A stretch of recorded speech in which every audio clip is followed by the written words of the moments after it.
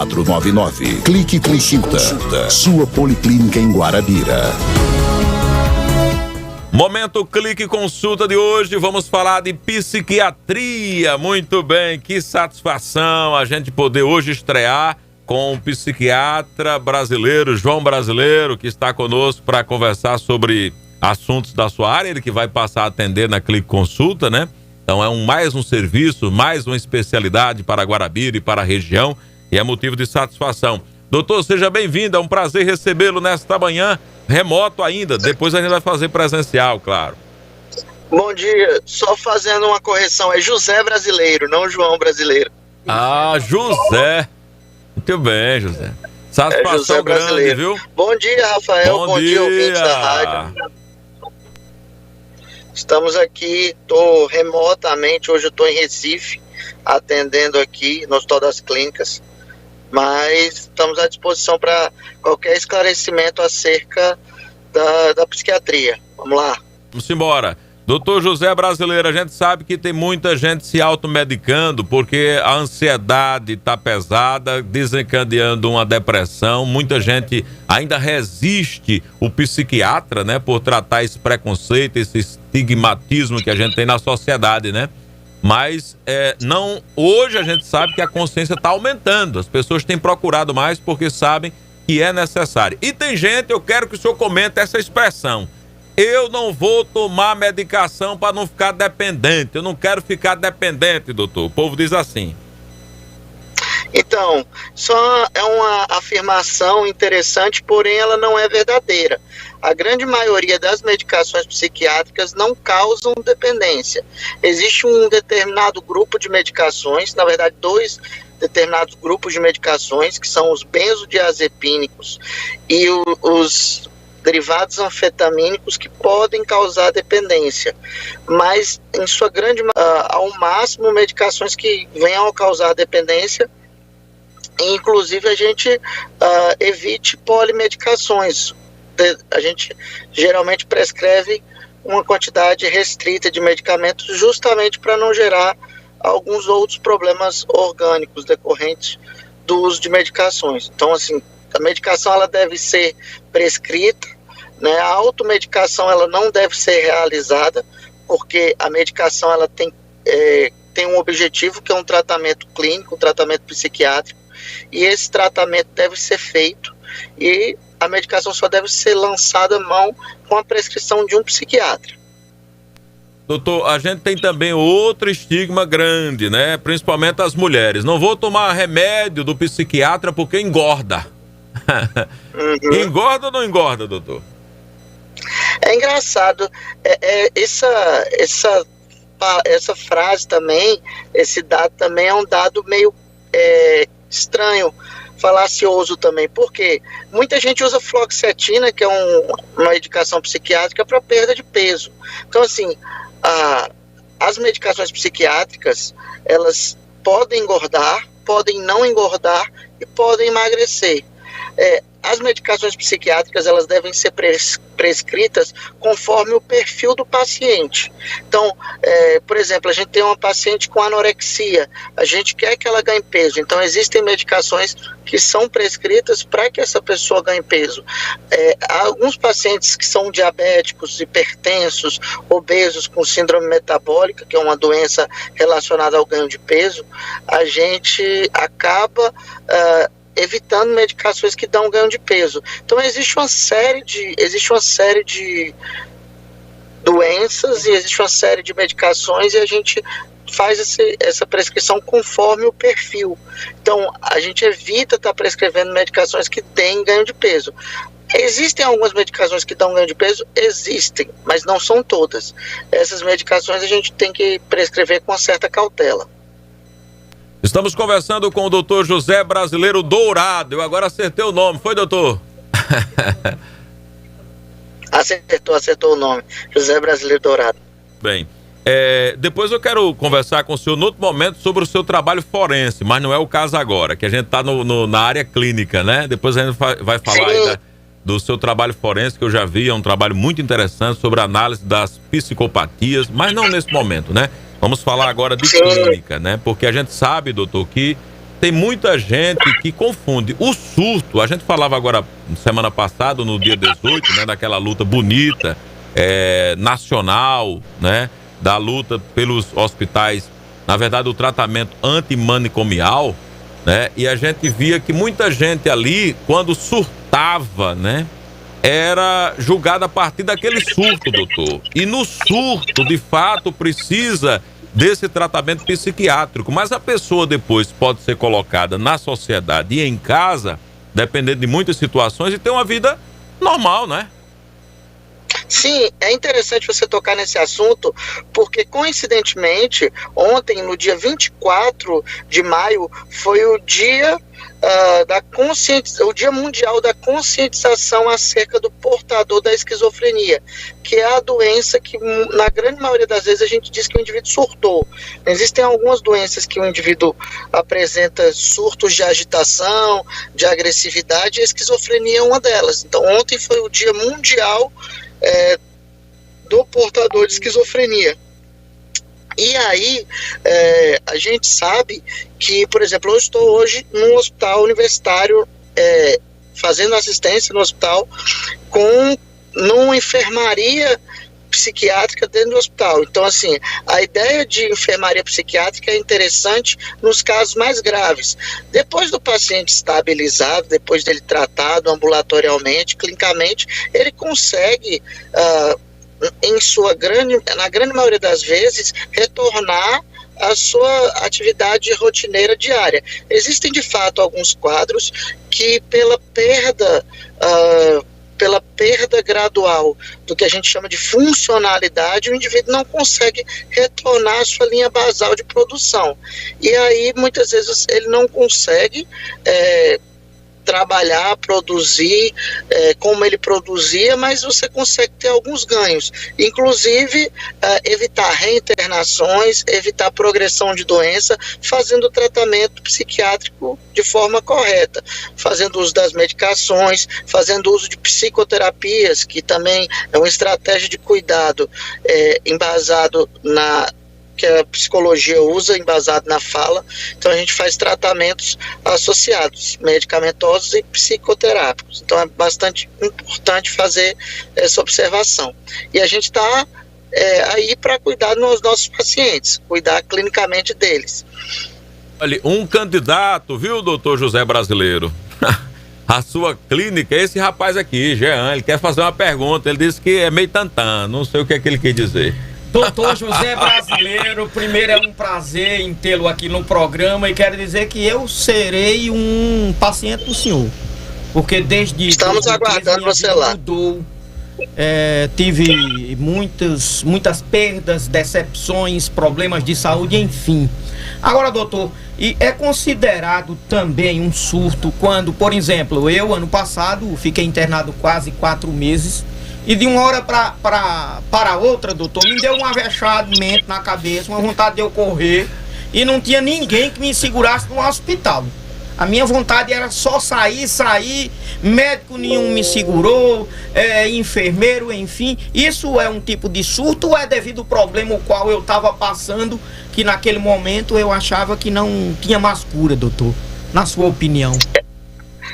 Eu não sei qual é o problema que você estava passando naquele momento, mas a descrição que você me relata, eu não posso afirmar veementemente, porque eu precisaria lhe avaliar, fazer um atendimento, observar claramente, por isso eu estaria sendo negligente se eu lhe falasse algum diagnóstico. Inclusive eu não posso publicizar nenhum diagnóstico, eu tenho muito cuidado com relação a isso, mas eu acho que vale a pena observar. Isso sugere um padrão de ansiedade, né?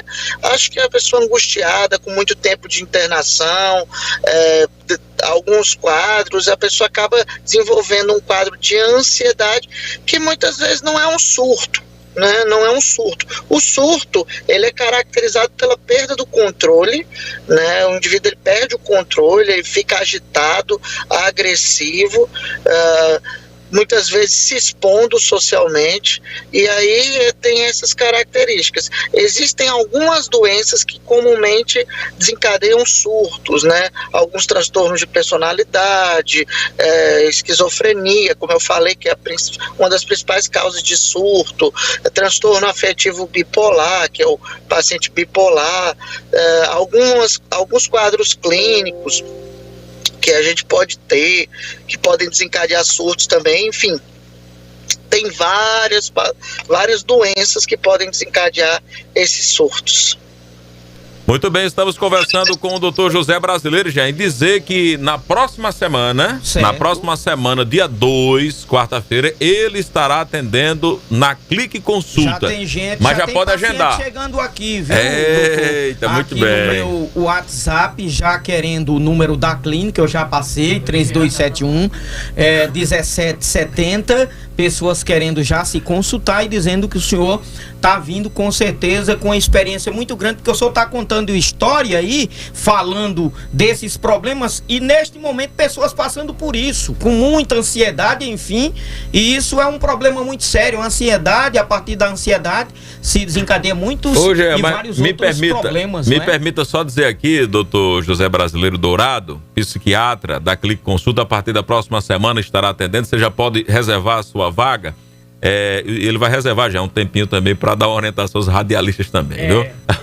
Mas só para só para dizer, doutor, o seguinte, Jean estava confessando ontem aqui no ar que está com uma característica interessante, mas aí eu queria saber se a psiquiatria pode ajudar. Na verdade é até mais do que a psiquiatria, porque eu acho que vai ser uma equipe, viu, Jean? Que é uma compulsividade alimentar, doutor. O homem está comendo demais e é diabético, não consegue cumprir dieta e toda hora que tá ansioso, desconta na comida. O doutor falou, eu não disse o problema, doutor. Eu tive pancreatite aguda grave devido ao álcool, que eu bebia muito. Eu passei quase 6 meses me tratando e internado. Uns anos. Tive muito problema, eu bebi quase 30 anos da minha vida. Tive que parar por causa desses problemas, ou parava ou morria. Então foi isso, e também eu tive um início de depressão com a morte do meu pai, foram muitas perdas, como falei, mas... E agora só come. E agora, doutor, eu só não estou comendo pedra nem ferro, mas sinceramente estou preocupado, e Rafael fez a pergunta e espero que o senhor responda aí para a gente saber se também na psiquiatria tem tratamento para quem come assim de forma desordenada. Sim, existe um transtorno chamado transtorno compulsivo alimentar periódico, o TCAP, que é um transtorno compulsivo. Eu não sei se é o caso, porque às vezes a pessoa come excessivamente por um quadro de ansiedade ou um quadro bulímico, se tem algumas características, enfim, tem algumas doenças que se apresentam com algumas características de compulsão. O próprio transtorno compulsivo, transtorno dos impulsos, você tem algumas características. Mas vale a pena ressaltar que muitas vezes a compulsão ela vem em caráter de substituição por algo. Então, assim, ou um padrão substitutivo. Por exemplo, é muito comum a gente observar pessoas que fizeram redução de estômago, a famosa cirurgia bariátrica, que posteriormente à cirurgia elas param de ter um padrão de alimentar e passam a ter um padrão de consumo excessivo etílico, ou seja, o indivíduo ele desenvolve um quadro chamado druncorexia, que é uma expressão em inglês que significa uma compulsão. A pessoa deixa de comer e passa a apenas beber. Beber, ela não se alimenta, e ao invés de se alimentar fica ingerindo álcool. Então isso é um padrão, ela é como se fosse uma modificação de compulsão. Ao invés dela comer a comida que ela se alimentava, ela para de comer e começa a ingerir bebida alcoólica. Isso é um ponto importante que a gente observa. Então, geralmente o que acontece? em alguns quadros onde o indivíduo tem um padrão compulsivo, se ele não trata a motivação daquela compulsão, se ele não trata os cuidados da compulsão, ele pode modificar o padrão compulsivo. E aí ele deixa de beber excessivamente para comer excessivamente, ou ele substitui alguma outra compulsão por outra. A gente observa isso, por exemplo, em dependente químico também, que para de usar uma determinada droga e começa a usar outra. Por exemplo, para de cheirar cocaína, fumar crack e começa a fumar cigarro em grande quantidade. Então, existem esses padrões, né, que a gente observa no cuidado. E aí a gente precisa tratar de uma forma ampla, realmente, não só com medicamentos, mas com psicoterapia, buscar essa causa, essa situação de motivação, hábitos alimentares, mudança de estilo de vida, atividade física, tudo isso deve ser acrescentado no cuidado desse padrão compulsivo. Bom, eu vou terminar, doutor José Brasileiro, que está em compromissos também fora do estado, mas próxima semana com certeza estará conosco presencialmente, vai poder atender as nossas demandas aqui. Mas um último ouvinte conclui, doutor, para saber o seguinte: ansiedade, depressão e compulsividade, enfim, tudo que a gente falou aqui, esses transtornos todos, ele está perguntando se tem motivações genéticas, ou seja, se já carrega esses traços desde o nascimento, ou se você vai adquirindo com o passar do tempo. Os transtornos mentais, eles são multifatoriais. A gente tem um padrão genético, tem um padrão situacional, que é decorrente das situações que ocorrem, tem um padrão ambiental, tem um padrão cultural e familiar.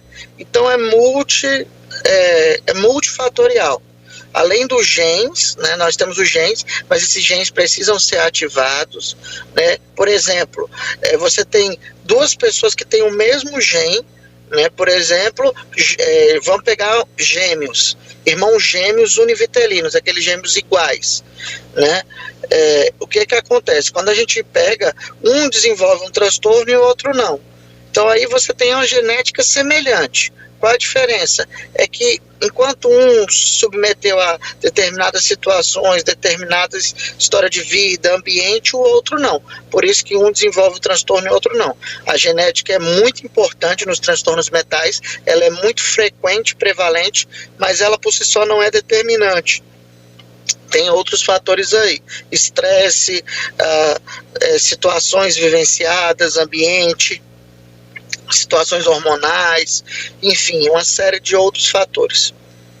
Muito bem, doutor José Brasileiro Dourado, acredito que a gente conseguiu atingir nosso objetivo inicial, né, de um primeiro contato assim, remoto ainda, mas com certeza teremos a oportunidade presencialmente de esclarecer mais, de atender os ouvintes e dizer que na próxima semana ele estará atendendo na Clique Consulta e você já pode garantir a sua vaga. A gente gosta sempre de dizer que não adianta você guardar doença, transtorno, não, só se agrava, só piora.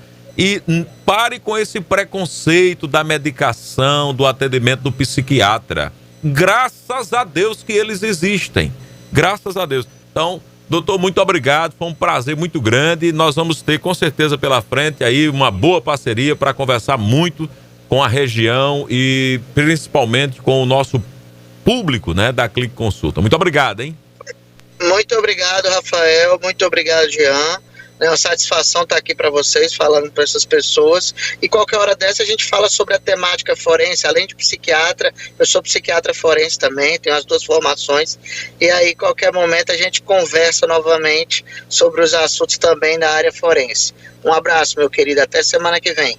Muito obrigado. Próxima semana, Jean, o doutor José Brasileiro estará em Guarabira, na Clique Consulta, vai atender, mas você já pode deixar agendado, porque é o seguinte, o cara que está sofrendo de um transtorno, por exemplo, o cara que não dorme, veja, tem gente, Jean, que está mais de 15 dias, você sabe o que é isso? Sem dormir. E eu digo para você, um cara desse não é normal, ele está agoniado. Rafael, e o dia é feito para trabalhar, a noite para descansar. Exatamente. E a máquina, ela descansa no momento que você fecha os